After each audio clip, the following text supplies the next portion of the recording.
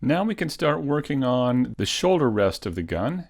It's a pretty complex, odd shape, so this might be a bit unorthodox, but in the end, whatever works is a good way to do it. So let's begin by going to our side view again. And what I'll do is begin by creating a cylinder here, and then duplicating that cylinder to create this cylinder. And then I'll begin extruding faces up and down to create this entire piece. So let's put the cursor right here, and we'll create a cylinder, and I'll give this 12, no, let's give it 16 sides. And I'm going to reduce the size of it here with the radius and also with the depth, something like that. And I'll give this a triangle fan for the cap fill.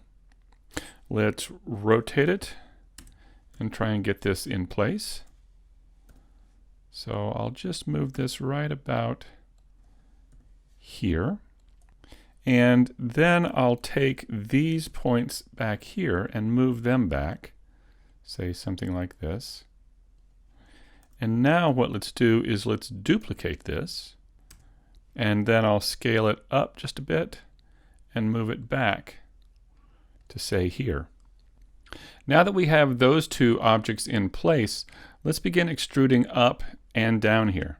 So to go upward, we should probably choose these four faces here, and we can begin extruding up. So I'll hit E and bring that up. Maybe rotate it just a little bit and hit E and bring that up again and rotate it once again. And then I'll just bring this right up in line with the image there. Now we can do that for the bottom down here. For that, I think I'll just grab two of the faces, and let's hit E and bring this all the way down to here. Now we need to get this angle here, and we also need to get this piece right here. So what I'm going to do is go ahead and insert an edge loop and bring it right to there. So we have that edge there. We should probably go ahead and flatten these faces here. So you can see how they're kind of angled from the curvature of the cylinder. I'll just scale them in the Z. I'll press S and Z and scale these in so they're flat, like that. Then what I can do is come out here and select these edges. And now if I hit the X key, I can choose to dissolve those edges. Now if I deleted the edges, here let's go ahead and do that, all I'd get is this. So I don't want that, and it leaves these stray edges. So I do not want that. What I can do though is choose dissolve edges, and that will leave the faces there while removing those edges. What let's do now is select these faces on the bottom here, and let's go ahead and extrude these down a bit just to get this kind of rim around this area. So I'll hit E, and I'm going to click and then pull straight down like this, just so we get that area there. Now I think I also want to insert an edge loop back here, right here. So what this allows me to do is to be able to select these faces and extrude them out. So I'll grab all of this here, and I'll hit E and extrude them straight out in the Z-axis. Now I think I'll just take all of these faces back here and extrude them back just a little bit. I'll go ahead and hit E and pull back in the Y like that.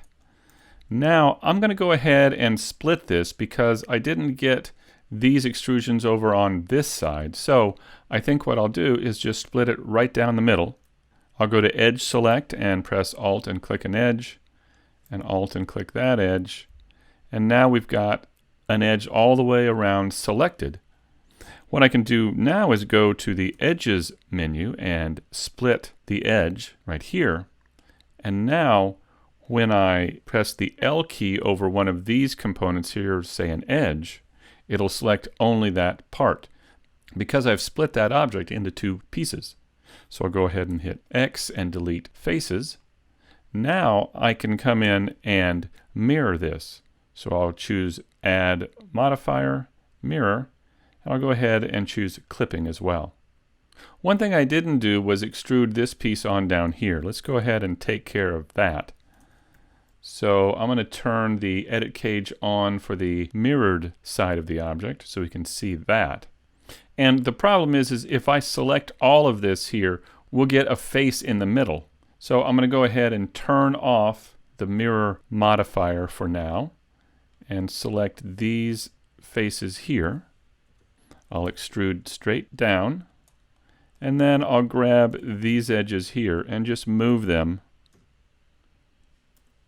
back like this. There we go.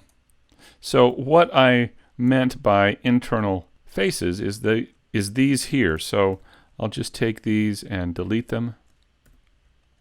And now I can turn the mirror modifier back on without fear of having those internal faces. And those internal faces will mess with the shape of the object when it's smooth, when we add a subdivision surface modifier. All right, so now let's work on this back piece here. I'll go ahead and select this point, and I'll move the cursor to it with Shift S. There we go. And then I'll create a cube here. Now we don't need this face here, so I'll delete that. And then I'll scale this down and put this in place. And I'll scale this out so it encompasses the width of the other piece. Something like this. Now it seems to me that this piece here should be a little bit wider. So I'll go ahead and grab these faces and pull them out a little bit farther. Something like this. So it's kind of in line with the circle here. And what we could also do is we could also connect up these faces here. So what if I deleted these here and then merge these points together? So if I chose those two, then I could press Alt-M and merge at the last selected. And the same here. And the same here. Now the next piece I want to add is this piece here. It's kind of an oddly shaped piece, but I think if we added a cube once again and scaled this down and kind of put this in place right back here, something like this, what we could do is begin to add a few edge loops to then mold it to this shape. So I'll add some edge loops, say here, and maybe one here, and maybe one here, and let's see if we can pull these out and get them in place out here like this. And I'm just trying to move these points around to get the general shape of the object. And it looks like I need a couple more in here to pull that in, something like that. There we go. I'll scale this out just a bit, something like that. And for this top piece, this is kind of interesting in that it looks like it's going to extrude up off of this. So I'll go ahead and select this piece and maybe grab these points and tilt them up a bit, and then insert an edge loop here, and then maybe I could extrude this out like this and rotate it a bit like that, and then we could extrude up for that hole there. Let's tumble around and see how we're doing. So I'm working on this piece right here. Let's go ahead and add a couple edge loops here and scale these in. And now let's choose these faces here, extrude these up, and move these points down to get just the beginning of a curve. Now we're going to get more of a curve once we begin subdividing this, but for now this should do. There we go. There we go. So that's the basic shape of that shoulder rest. So what we'll do in the next video is go ahead and add the subdivision surface modifier. We'll insert edge loops to see if we can find a way to kind of hold the edges that we need, keep the ones we need sharp, and others kind of rounded and smooth like the top of this piece. And we'll also need to add a path for this loop here that goes all the way around. And we'll need to Boolean this object to get that hole. So we've still got some work to do. We'll work on that next.